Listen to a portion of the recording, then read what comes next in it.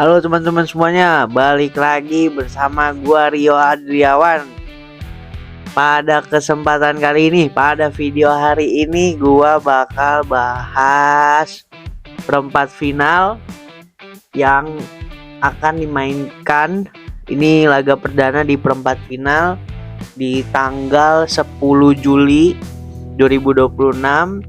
Pertandingan antara Prancis melawan Maroko kayak gitu. Nah, ini pertandingan yang menurut gue bakal seru banget karena kedua tim ini mempunyai komposisi pemain yang benar-benar cemerlang, benar-benar komposisi pemain yang benar-benar bagus banget. Apalagi Prancis yang dari fase grup, dari fase knockout 16 besar sampai sekarang itu benar-benar hampir semua lininya itu gokil gitu. Dari kipernya, dari penyerangnya, dari backnya, dari lini tengahnya kayak gitu.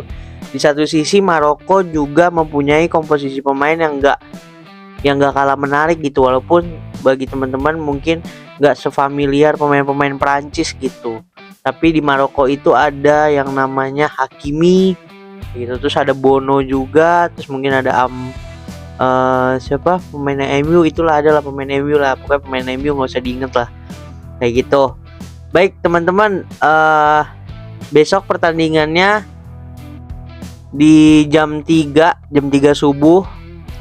Ini jam-jam berat nih karena balik lagi tidur kita diatur sama Pak FIFA kayak gitu. Jadi FIFA bikin jadwal dari jam 12 malam match sampai jam 8 pagi kita disuruh melek kayak gitu.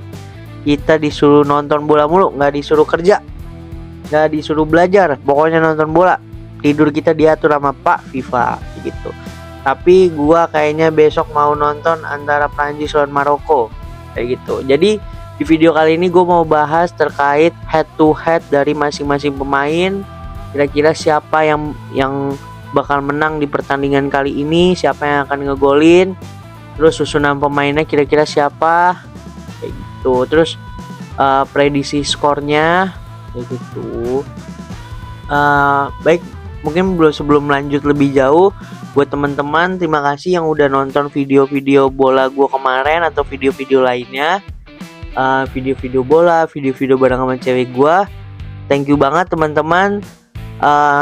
Karena kemarin itu video yang Portugal itu cukup banyak yang nonton, banyak juga yang komentar, jadi gue jadi makin semangat buat bikin videonya. Jadi buat teman-teman, di video kali ini tolong bantu like-nya juga, bantu share-nya juga, bantu komennya juga, supaya gue jadi lebih semangat juga nih buat bikin video-video bola. Atau mungkin di kolom komentar bisa juga dikasih tahu kira-kira video apa lagi nih yang bisa gue bikin kayak gitu untuk mewarnai YouTube Candaan Rio. Mau bahas yang pertama terkait susunan pemainnya kayak gitu. Prancis kalau dari pertandingan sebelumnya mungkin bakal tetap sama komposisi pemainnya, tapi mungkin ada beberapa pemain yang lagi cedera nih karena pertandingan sebelumnya itu beneran gokil banget nih. Prancis nih ngelawan petarung Paraguay yang mainnya kasar banget, yang gak layak ditonton. Mungkin kalau dimasukin di YouTube dolar kuning tuh kayaknya. Jadi gua mau bahas susunan pemainnya. Prancis biasa dia formasinya itu 4-2-3-1 kayak gitu. Kipernya itu Maignan, terus habis itu tengahnya itu tengahnya dari kanan dulu itu ada Konde, pemain Barca. Jadi kalau misalnya emang itu udah pemain Barca, nggak usah diragukan teman-teman. Jadi tenang aja, pokoknya Konde ini akan berkontribusi baik untuk timnas Prancis. Jadi buat teman-teman yang memang fans Prancis, jadi nggak perlu takut karena ada Konde yang akan menghalangi penyerang dari Maroko kayak gitu. Terus ada Upamecano, terus juga ada Saliba, bek Arsenal. Jadi ini emang duet udah tandem banget, udah bener-bener manjur banget. Jadi kayaknya duet di tengah back ini akan menjadi lini lini pertahanan sebelum Mike Maignan berkontribusi terhadap tim. Terus di kirinya itu Lucas Digne kayak gitu. Cuman gue nggak tahu nih di kiri ini apakah akan ada rotasi, mungkin ada perubahan strategi, apalagi ini kan perempat final. Jadi mungkin pelatih udah nggak ada lagi nyimpen formasi gitu, karena ini udah fase dimana fase gugur gitu, nggak boleh nyimpen lagi, nggak boleh ngeremen tim lagi. Jadi menurut gue pasti akan ada beberapa kejutan juga gitu dari Prancis, dari komposisi pemainnya kayak gitu. Terus di gelandangnya itu ada Rabiot, terus ada Kone kayak gitu. Terus Olise, gue nggak tahu ya Olise ini main atau enggak ya, kayaknya sih main sih, soalnya kemarin itu dia sempat dapat kartu, tapi harusnya nggak akumulasi kartu gitu loh, nggak miss kartu, jadi masih bisa main. Kalau misalnya emang nggak main, kemungkinan Ryan Cherki bakal main kayak gitu.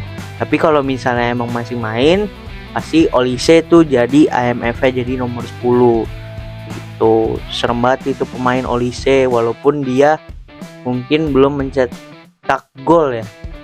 Udah cetak belum sih? Ya itulah pokoknya teman-teman, namanya juga pundit magang kayak gitu. Oke. Di depannya itu ada nih fans Maroko yang lagi nonton, harap bersabar karena pemain belakangnya ini akan menghadapi trio serem banget nih di lini depannya. Itu ada Mbappe, terus juga ada Dembele, dan kemungkinan akan ada Barcola kayak gitu, antara Barcola atau Doué ya, tapi gue sih lebih suka mainin Barcola ya kayak gitu. Jadi ini menjadi salah satu negara yang menurut gue jadi bukan kontender sih, lebih ke orang banyak jagoin untuk dia jadi juara kayak gitu, karena dari komposisi pemainnya, dari track record Piala Dunia sebelumnya dia selalu masuk final, terus juga pemain-pemain yang di klub-klubnya itu lagi wangi-wangi banget kayak gitu.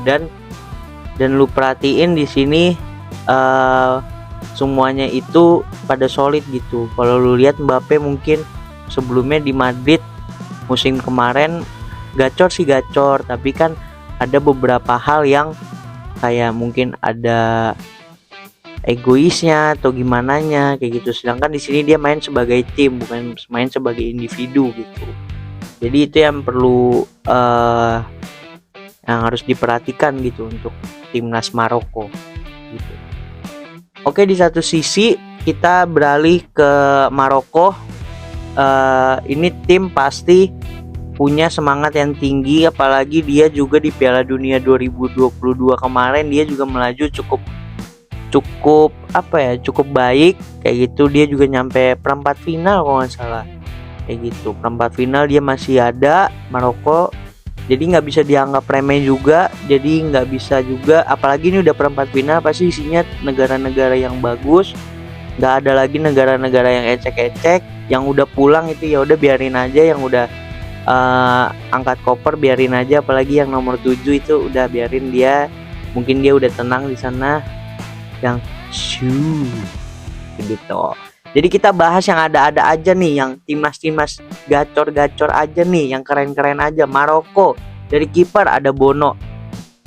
Siapa di sini yang nggak tahu Bono? Cung. Oke, ada Bono kiper yang di Piala Dunia 2022 kemarin, bahkan di 2026 ini banyak melakukan servis yang gokil. Jadi buat teman-teman yang timnasnya yang jagoin timnas Prancis, boleh lu punya Mbappe, boleh lu punya Barcola, boleh lu punya Dembele, tapi kita punya reinkarnasinya Wakabayashi. Bono reinkarnasinya dari Iker Casillas, reinkarnasinya Van de Sar digabungin sama siapa yang kiper bagus? Victor Valdes. Bono Ya gitu. Jadi Bono ini menjadi kiper andalan dari timnas Maroko dan udah menjadi kepercayaan juga di lini paling belakang yang jadi lini pertahanan paling terakhir Bono ini.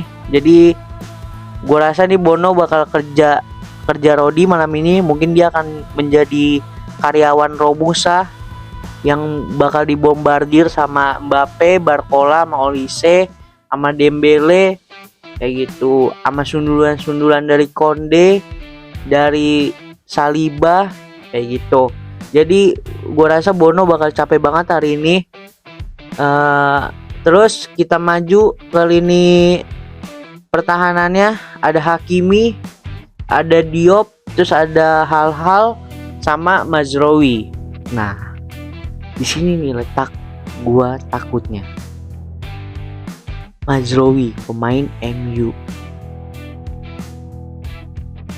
Gue bingung ya, pemain MU itu kenapa dipanggil?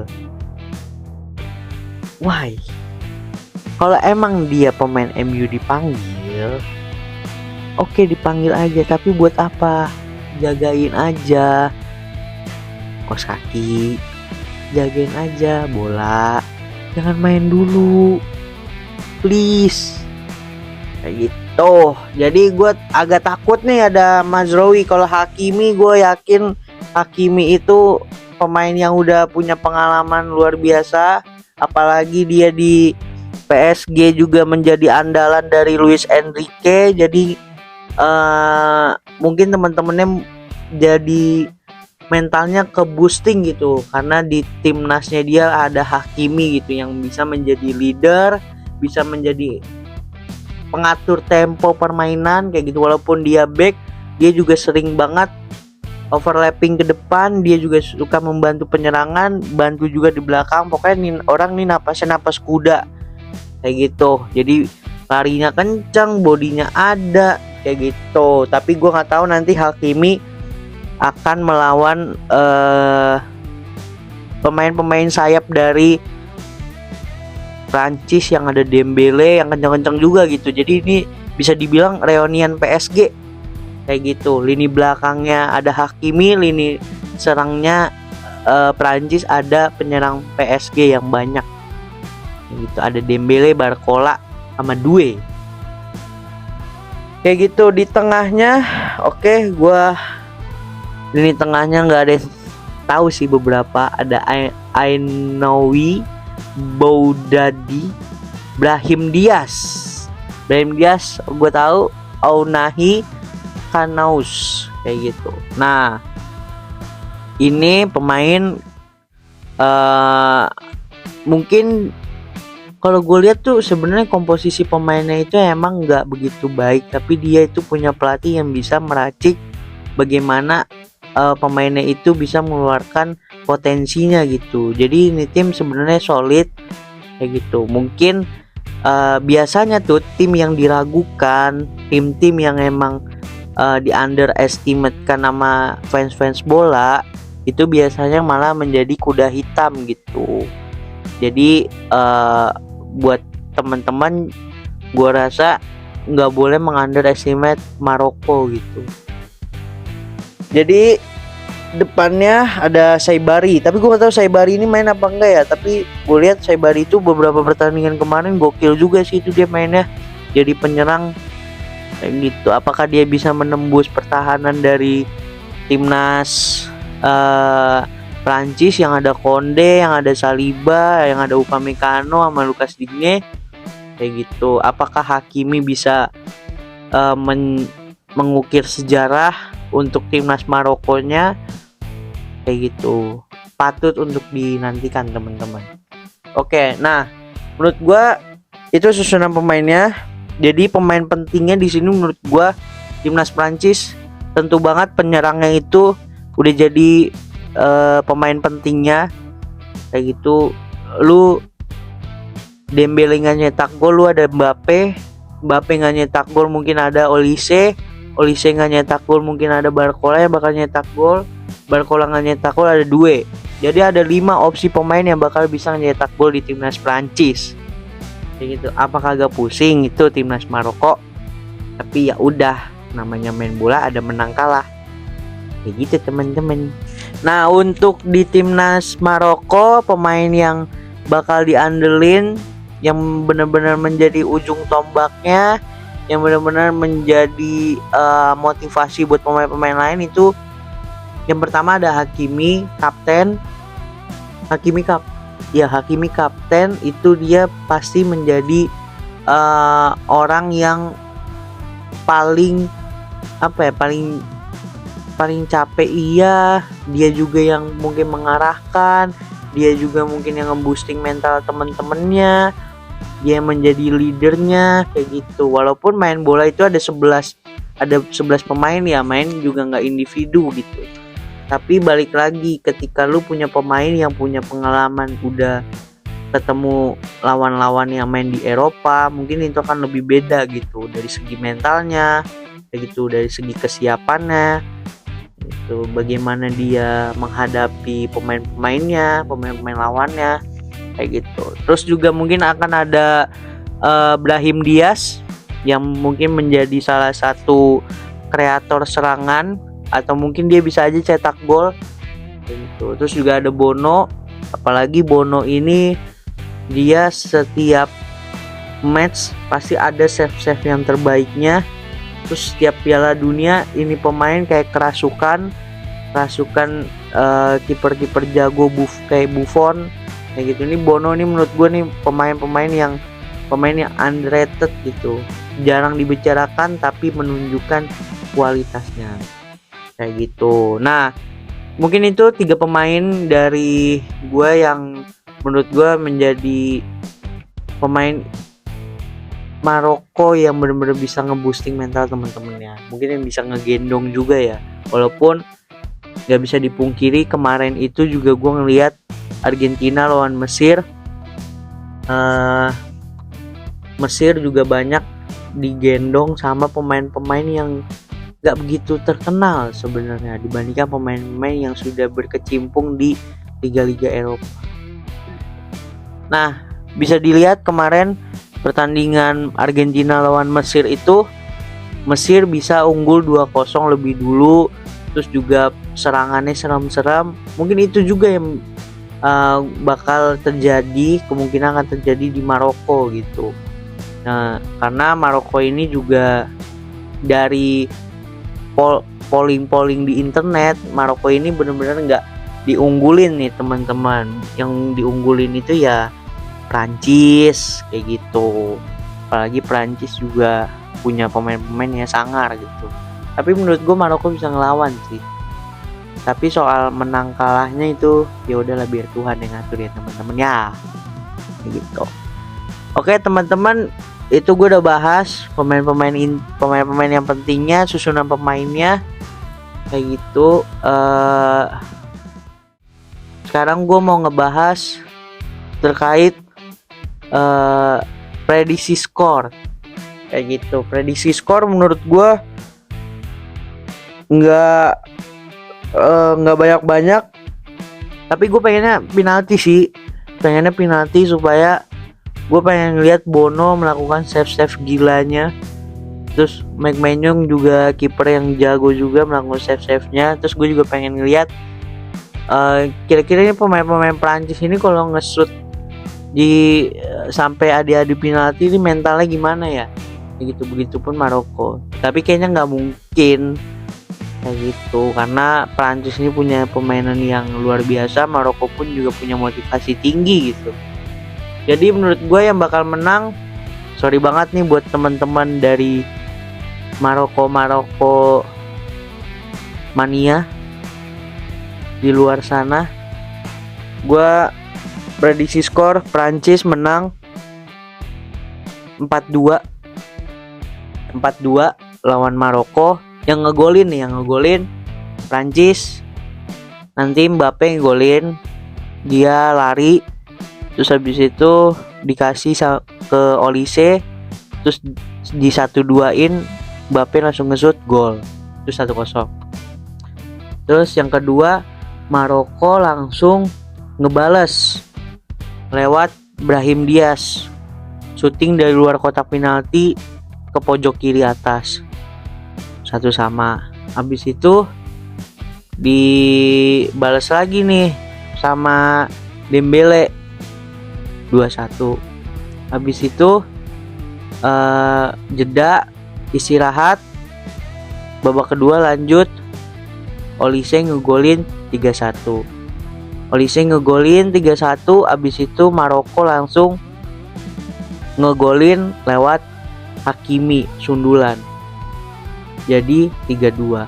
Ditutup sama pemain Barcelona, Konde. Hati-hati teman-teman sama Konde. Ini pemain Barcelona yang gokil. Jadi bakal Konde shoot di depan muka kiper. Jadi muka kiper tuh kayak digebok, masuk bolanya.